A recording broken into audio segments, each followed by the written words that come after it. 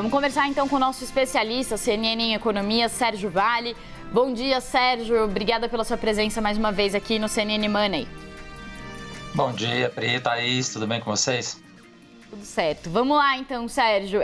Acho que um dos grandes assuntos do dia, tanto porque houve redução do diesel, quanto por causa da queda dos preços lá fora, é a questão do petróleo, né? Então, a gente abriu aqui o CNN Money dizendo que o preço do petróleo está caindo, mas não pelo motivo que os especialistas gostariam, que está caindo por causa de um medo de recessão. Queria que você trouxesse um pouco das suas previsões daqui para frente, porque a impressão que fica é, se ficar o bicho pega, se correr o bicho come, né? Porque de um lado é a inflação, do outro lado é a recessão, né?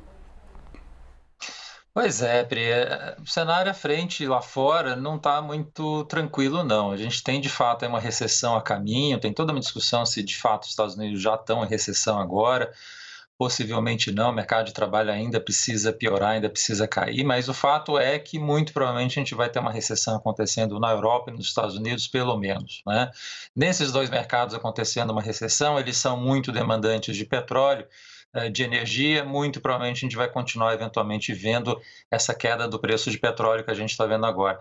Eu diria que talvez não caia muito mais, que a gente voltar para aqueles preços que a gente estava ano passado, $70 o barril, talvez seja mais difícil de ver isso acontecer, porque a gente ainda está passando pela guerra, né? A gente tem uma situação ainda de conflito com a Rússia, tem essa dificuldade da produção que vem da Rússia nesse momento, então o preço do petróleo pode cair um pouco mais, mas talvez não tanto ainda para os patamares que a gente estava no ano passado. Se a gente junta com o câmbio, né, que também está no patamar relativamente favorável, isso transparece em preços de combustíveis, como vocês bem lembraram, nas últimas quedas, nas recentes quedas, que muito provavelmente a gente pode ter boas notícias ainda acontecendo aí ao longo desse segundo semestre. Sérgio, na abertura do Money, chamamos atenção aqui para o descolamento do mercado brasileiro. Priscila trouxe os dados da Bolsa subindo, o dólar caindo muito e o Brasil correndo um pouco por fora desse cenário. Até quando isso pode acontecer? Lembrando que a gente está a menos de 2 meses de uma eleição que promete ser bastante ruidosa. Esse descolamento faz sentido e ele se sustenta? Mas o mercado tem vivido no dia a dia, né? O rally de ontem foi muito devido à decisão do Copom, que o mercado estava muito apreensivo, muito na expectativa do que seria, o que o Banco Central sinalizaria, né? E a leitura que o mercado fez é que, olha, provavelmente se encerrou nesse mês de agosto, talvez tenha uma alta residual em setembro no máximo, mas talvez ela nem aconteça, mas de fato a gente está ou chegou no ciclo final ou muito próximo de efetivamente chegar no ciclo final de alta.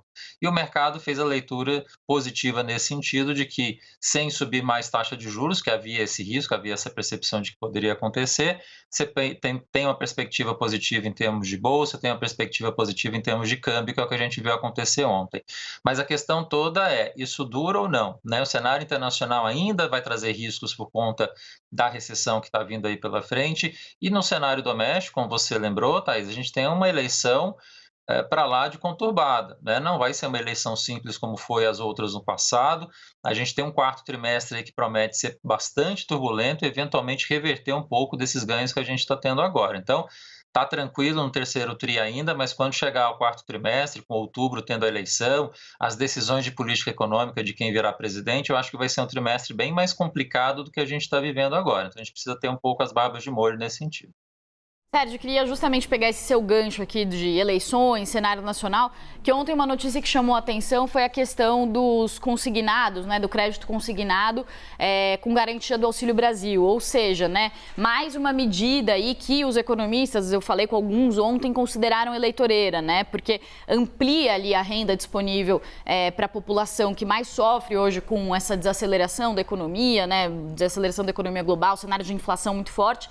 E isso foi considerado eleitoreiro e também meio temeroso, né? Porque tem a questão de que é uma população que precisa muito desse auxílio, então oferecer crédito para uma população que já precisa é endividar aquela pessoa que mais precisa de benefício hoje, né? E com juros acima dos juros cobrados em outras modalidades do crédito consignado, chegando a 60% ao ano, né? Contra outras linhas do crédito consignado de cerca de 20%, 30% de juros ao ano. Como você enxerga mais essa medida e de que forma você vê os impactos também para a nossa economia?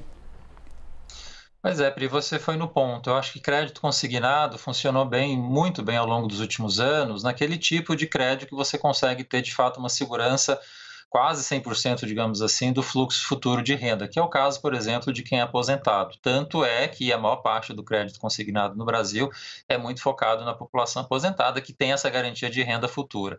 No caso do Auxílio Brasil, além de ser uma renda incerta, porque também você não tem garantia de que essa pessoa vai continuar no Auxílio Brasil, eventualmente ela pode eventualmente sair, você tem um fluxo de renda que é muito mais difícil. E para a população mais pobre, o governo deveria ter focado com muito mais intensidade ao longo dos últimos anos, num tipo de crédito que não é para consumo, mas é um tipo de crédito de microfinanças, para você incentivar a produção, incentivar a população a gerar a própria renda, né? Esse tipo de crédito que funciona muito bem lá fora, tem vários estudos que mostram que são muito mais efetivos para ajudar a população mais pobre a sair da pobreza, seria muito mais interessante. Então, o governo claramente utilizou de um instrumento que não é adequado para a população mais pobre agora, vai fazer ela se endividar, tem um efeito eleitoral e no final não vai acabar ajudando a população mais pobre. Pode, na verdade, piorar bastante a vida dela lá na frente. Obrigada, Sérgio Vale, nosso especialista CNN. Boa sexta-feira para você, bom fim de semana, meu caro. Obrigado, Thaís, Pri, para vocês também. Até segunda.